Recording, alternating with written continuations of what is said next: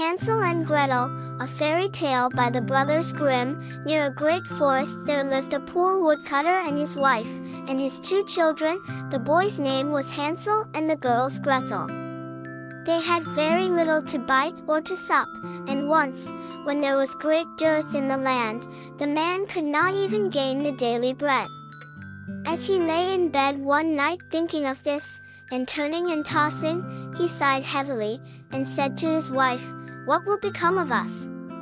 We cannot even feed our children, there is nothing left for ourselves." "I will tell you what, husband," answered the wife, "we will take the children early in the morning into the forest, where it is thickest.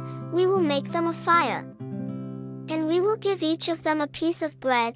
Then we will go to our work and leave them alone. They will never find the way home again, and we shall be quit of them." "No, wife," said the man, "I cannot do that. I cannot find in my heart to take my children into the forest and to leave them there alone. The wild animals would soon come and devour them." "Oh, you fool," said she, "then we will all four starve. You had better get the coffins ready." And she left him no peace until he consented. "But I really pity the poor children," said the man. The two children had not been able to sleep for hunger, and had heard what their stepmother had said to their father. Gretel wept bitterly, and said to Hansel, "It is all over with us." "Do be quiet, Gretel," said Hansel, "and do not fret, one will manage something." And when the parents had gone to sleep he got up, put on his little coat, opened the back door, and slipped out. The moon was shining brightly, and the white flints that lay in front of the house glistened like pieces of silver. Hansel stooped and filled the little pocket of his coat as full as it would hold. Then he went back again, and said to Gretel, "Be easy, dear little sister, and go to sleep quietly. God will not forsake us," and laid himself down again in his bed. When the day was breaking, and before the sun had risen, the wife came and awakened the two children, saying, "Get up, you lazy bones. We are going into the forest to cut wood." Then she gave each of them a piece of bread, and said, "That is for dinner, and you must not eat it before then, for you will get no more." Gretel carried the bread under her apron, for Hansel had his pockets full of the flints. Then they set off all together on their way to the forest. When they had gone a little way Hansel stood still and looked back towards the house, and this he did again and again, till his father said to him, "Hansel, what are you looking at? Take care not to forget your legs." "Oh, father," said Hansel, "lamb looking at my little white kitten, who is sitting up on the roof to bid me goodbye." "You young fool," said the woman, "that is not your kitten, but the sunshine on the chimney pot."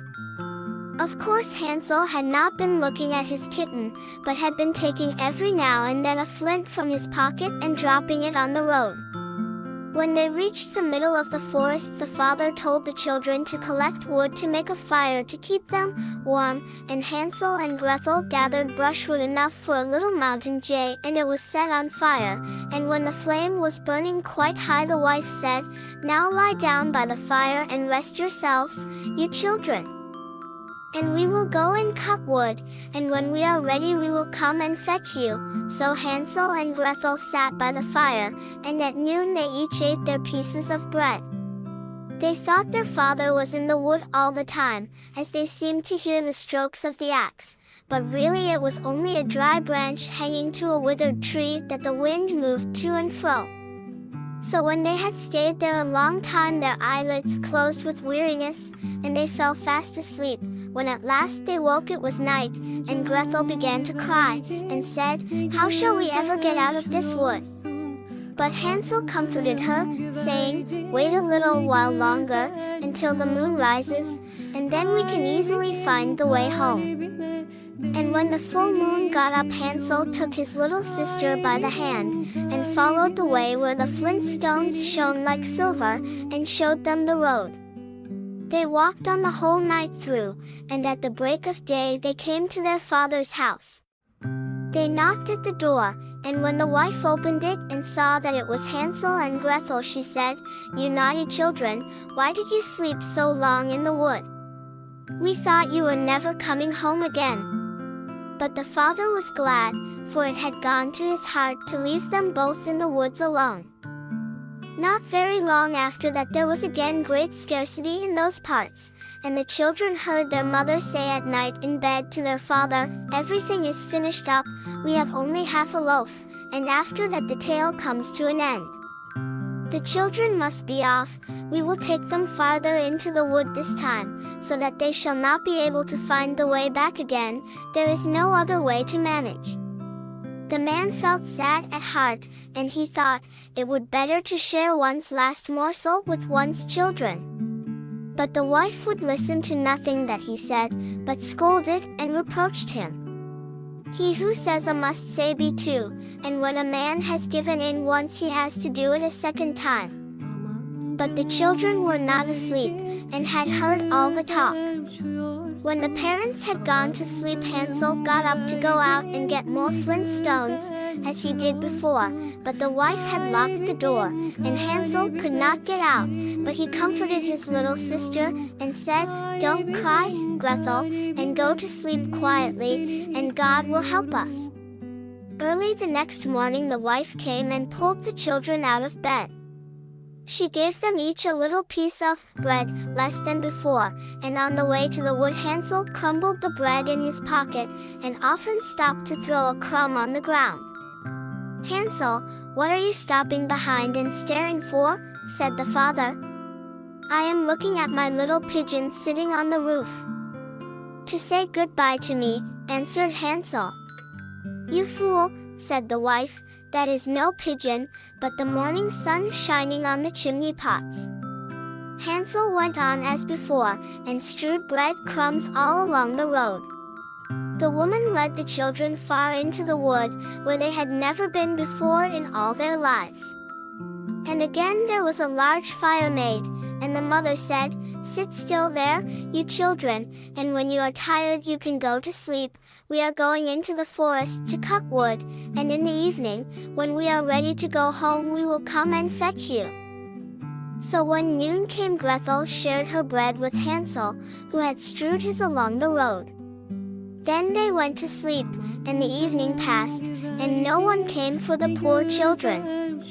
When they awoke it was dark night, and Hansel comforted his little sister, and said, "Wait a little, Gretel, until the moon gets up, then we shall be able to see the way home by the crumbs of bread that I have scattered along it." So when the moon rose they got up, but they could find no crumbs of bread, for the birds of the woods and of the fields had come and picked them up.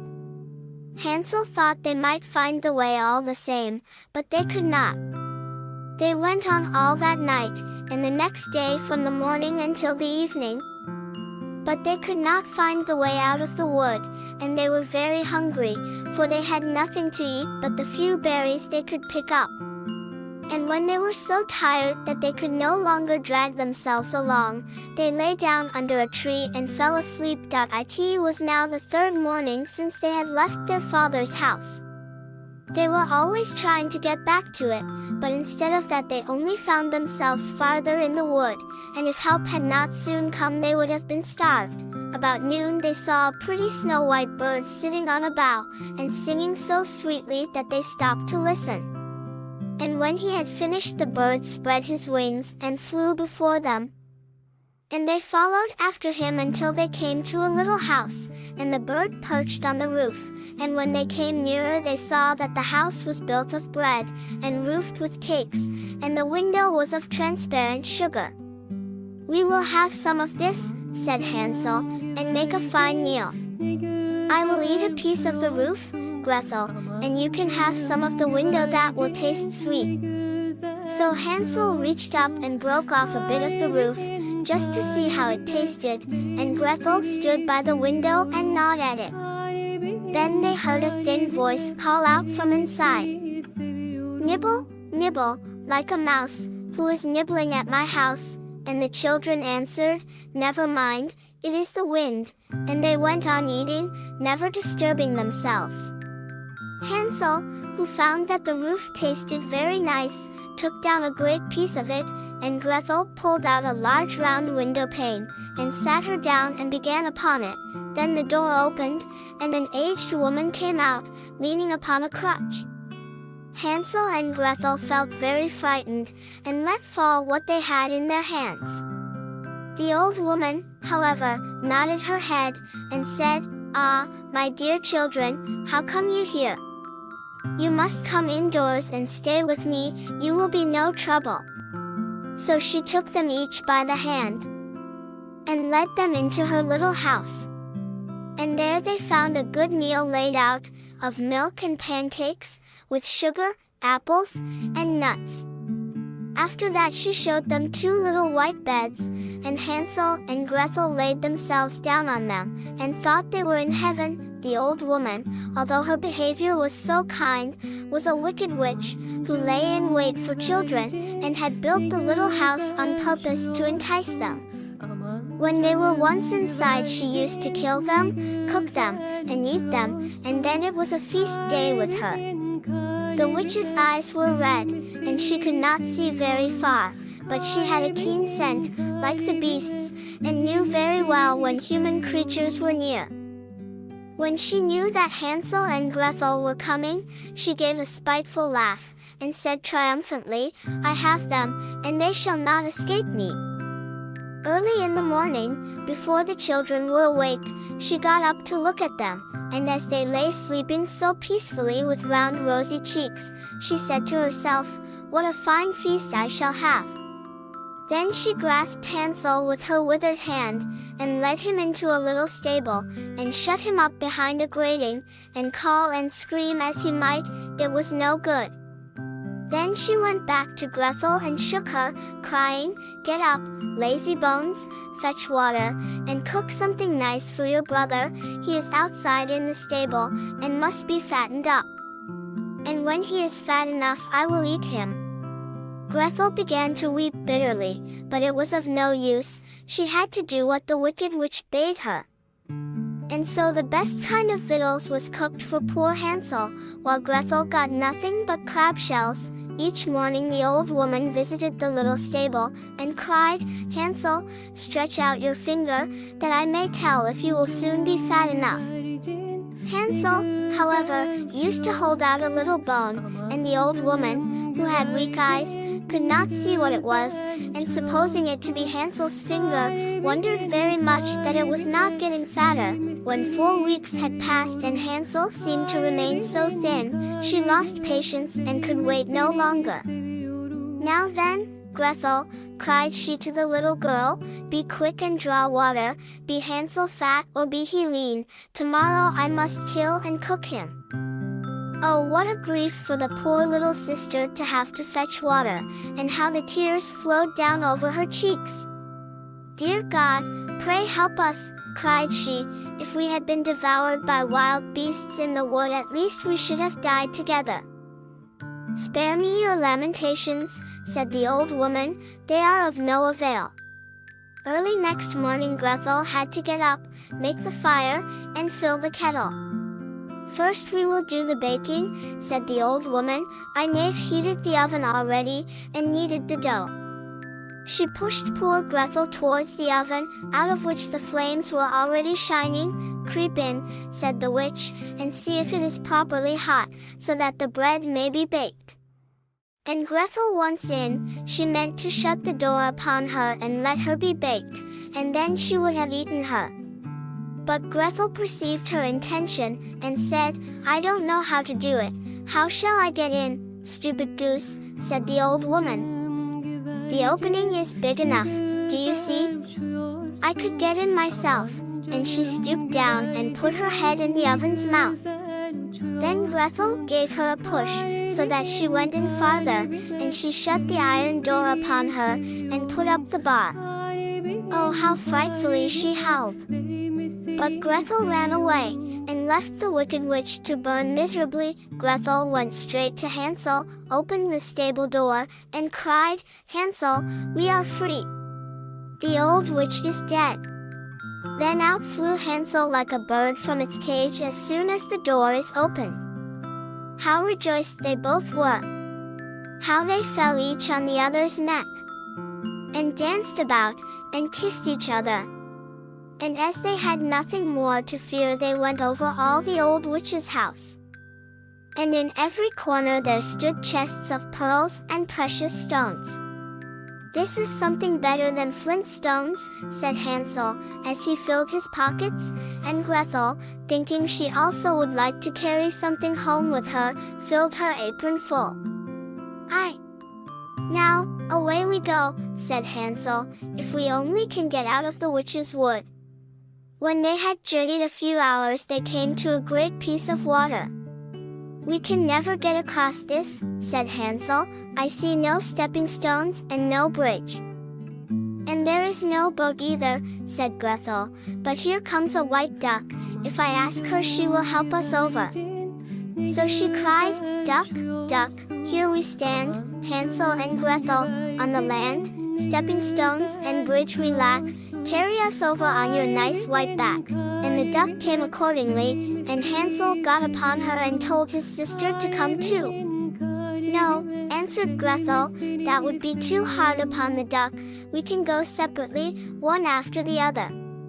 And that was how it was managed, and after that they went on happily, until they came to the wood, and the way grew more and more familiar, till at last they saw in the distance their father's house.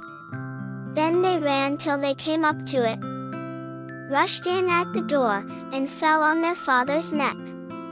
The man had not had a quiet hour since he left his children in the wood, but the wife was dead. And when Gretel opened her apron, the pearls and precious stones were scattered all over the room, and Hansel took one handful after another out of his pocket. Then was all care at an end, and they lived in great joy together. My tale is done. There runs a mouse, whosoever catches it, may make himself a big fur cap out of it.